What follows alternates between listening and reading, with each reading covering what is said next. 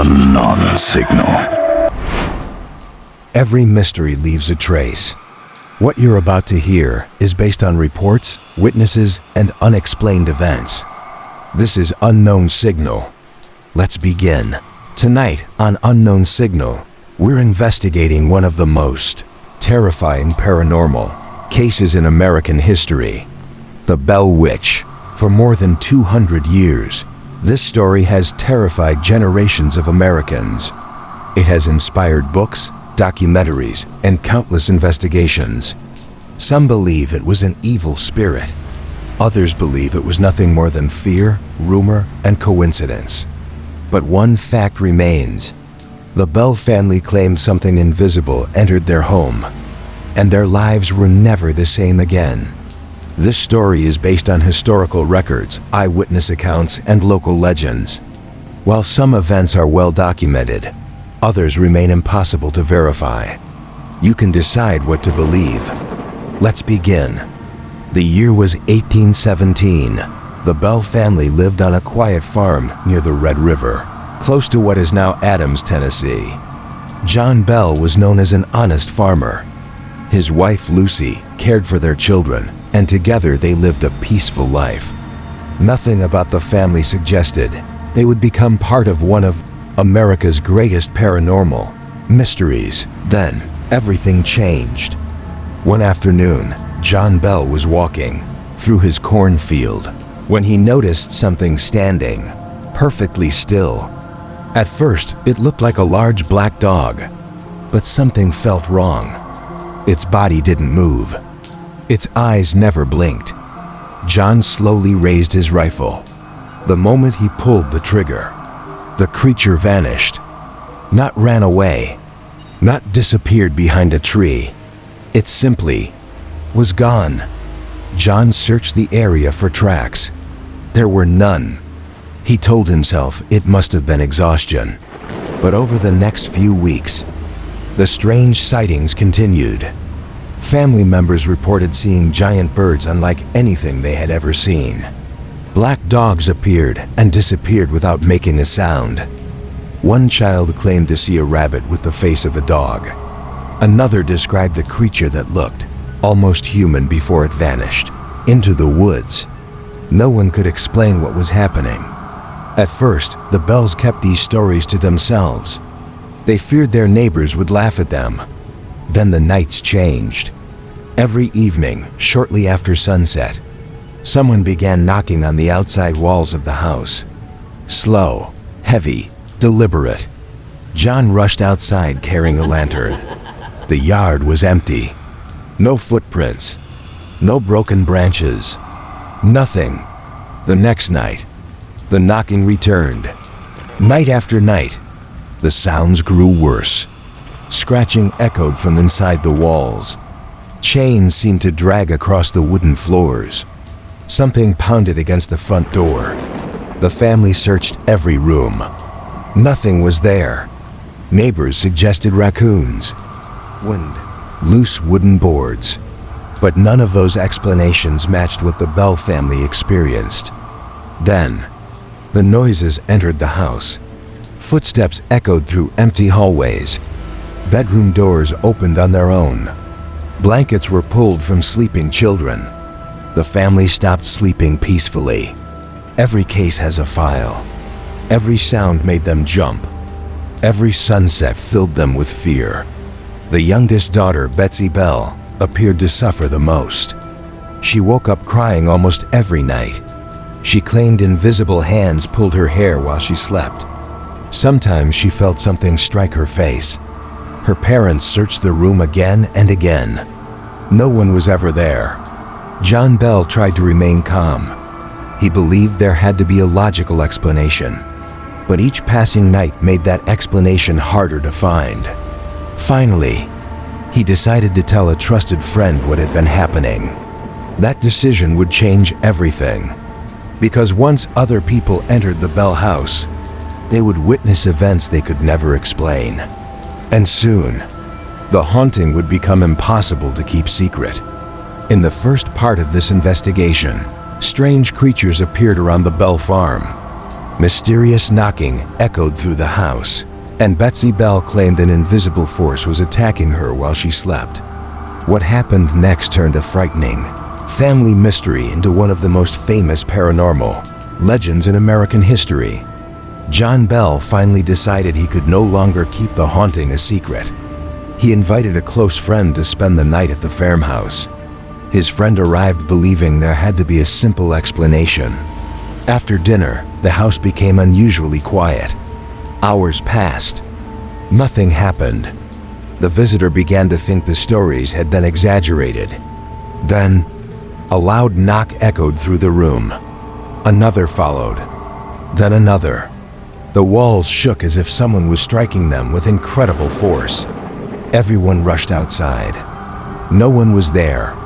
When they returned inside, the noises followed them. Footsteps moved across the empty floor above their heads. But when they searched the upstairs rooms, every room was empty. Later that night, the visitor claimed something pulled the blanket from his bed. He grabbed his lantern and searched the room. Nothing. Before sunrise, he packed his belongings and left the Bell farm. He reportedly told John Bell, "I would rather face an armed enemy than spend another night in this house." News spread quickly. People from nearby towns began traveling to the Bell farm. Some came hoping to prove the family was lying. Others came hoping to witness the haunting for themselves. Many left believing they had experienced something they could not explain. Then the haunting changed once again. The strange noises slowly became a voice. At first it sounded like a whisper. No one could understand the words. Night after night, the whispers became clearer. Soon, the voice spoke complete sentences. It answered questions. It laughed. Sometimes it sang religious hymns. Other times it insulted members of the Bell family. Witnesses claimed the voice knew personal details about visitors that complete strangers should never have known. It repeated conversations that had taken place miles away. Whether these claims were true has never been proven, but they became a major reason the Bell Witch story spread across Tennessee. According to many accounts, the unseen presence focused most of its anger on John Bell. It mocked him, threatened him, and seemed determined to make his life miserable. Betsy Bell also continued to suffer. Visitors claimed they heard loud slaps inside the room while no one stood near her. Some reported seeing her hair suddenly pulled by an invisible force. Yet every time people searched the room, there was no one there. The Bell family had become prisoners inside their own home. Then came one of the most famous chapters of the legend. According to local tradition, Andrew Jackson, the future 7th President of the United States, heard stories about the Bell Witch and decided to investigate for himself.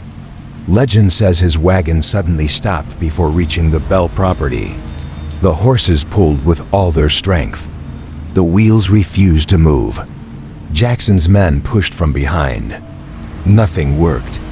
Then, according to the story, an unseen voice laughed from the nearby woods. Moments later, the wagon began moving again. It is important to know that historians have never found strong evidence proving this visit happened exactly as the legend describes. Even so, the story became one of the most famous parts of the Bell Witch mystery. By now, the haunting was no longer just a local rumor. It had become a story people carried from town to town. And according to those who believed the Bell family, the worst was still waiting. For nearly 3 years, the Bell family lived in constant fear. Neighbors had witnessed strange events. Visitors claimed they had heard an unseen voice. The Bell Witch had become one of the most talked about mysteries in Tennessee. But the final chapter of this story would make the legend live on for more than 2 centuries. By 1820, John Bell's health had begun to fail. He suffered from sudden attacks that left him weak and unable to speak clearly. No doctor could explain exactly what was happening. As his condition worsened, the strange voice reportedly became more confident. According to several accounts, it mocked John Bell and claimed his time was running out. Then came the event that turned the haunting into a legend. On the morning of December 20th, 1820, the Bell family found a small glass vial near John's bed. No one in the house admitted placing it there. The mysterious voice allegedly claimed the liquid inside the bottle had been given to John. According to the legend, a small amount of the liquid was later tested on a cat, and the animal died shortly afterward. However, there is no reliable historical evidence confirming this event actually happened. It remains one of the most famous but unverified parts of the Bell Witch story. Later that same day, John Bell died. He was 70 years old. Many people believed his death would finally end the haunting. But according to local stories, it didn't. Some witnesses claimed the unseen voice laughed during the funeral and declared that its work was complete. After John's death, the strange activity gradually became less frequent. The terrifying knocks stopped. The whispers faded. The nights slowly became quiet again. Eventually, the Bell family tried to rebuild their lives, but they could never escape the story that had made them famous. Over the following decades, the Bell Witch became one of America's most well-known ghost legends. Books were written. Newspapers repeated the story. Historians investigated it. Paranormal researchers searched for answers. Some concluded the haunting was nothing more than folklore, fear, and exaggerated stories passed from one generation to the next. Others believed too many witnesses had described similar events for the entire case to be dismissed. Even today, people continue to visit Adams, Tennessee, where the Bell family's property once stood.